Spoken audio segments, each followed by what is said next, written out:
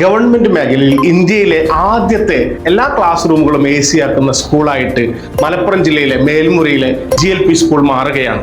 100 വർഷം പഴക്കമുണ്ടായിരുന്ന സ്കൂള് അടച്ചുപൂട്ടലിന്റെ വക്കിലെത്തിയ സമയത്താണ് വാർഡ് മെമ്പറും മുനിസിപ്പൽ ചെയർമാനുമായിട്ടുള്ള മുജീബ് കാടരി 5 കോടിയിലധികം മുനിസിപ്പാലിറ്റിയുടെ ഫണ്ടും അതോടൊപ്പം തന്നെ മലപ്പുറം കോൺസ്റ്റിറ്റ്യുവൻസി MLA ആയിട്ടുള്ള ഉബൈദുള്ളയുടെ 50 ലക്ഷത്തോളം എടുത്തുകൊണ്ട് നല്ല രീതിയിൽ അതിന്റെ മെയിൻ്റനൻസ് അടക്കം അഥവാ മുഴുവൻ ക്ലാസ്സുകളും AC-യിൽ റൺ ചെയ്യുമ്പോൾ സ്വാഭാവികമായി ഉണ്ടാകുന്ന മെയിൻ്റനൻസ് അടക്കം കണ്ടുകൊണ്ട് എല്ലാ മേഖലയും ഹൈടെക് ആക്കി മാറ്റിയിരിക്കുകയാണ്. പ്രത്യേക അഭിനന്ദനങ്ങൾ മലപ്പുറം മുനിസിപ്പാലിറ്റിക്കും ചെയർമാനും ഉബൈദുള്ള പ്രത്യേക അഭിനന്ദനങ്ങൾ.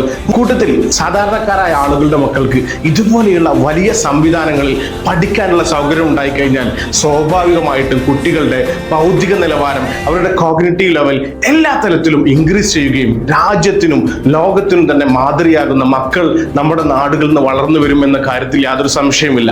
ഇനി നമ്മൾ ഇവിടെ ശ്രദ്ധിക്കേണ്ടത് ഹൈടെക് വിദ്യാലയം, ഹൈടെക് അറ്റ്മോസ്ഫിയറും എല്ലാം വരുമ്പോഴും നമ്മുടെ കരിക്കുലവും നമ്മുടെ ടീച്ചേഴ്സും ഒക്കെ പലപ്പോഴും ഔട്ട്ഡേറ്റഡും പഴഞ്ചനുമാണ്. അതിൽ കൂടി ഫോക്കസ് ചെയ്തുകൊണ്ട് സർക്കാർ കൂടുതൽ പാഠ്യപദ്ധതിയും ടീച്ചേഴ്സിന്റെ കോമ്പീറ്റൻസിയൊക്കെ ഉറപ്പുവരുത്തേണ്ടതുണ്ട്.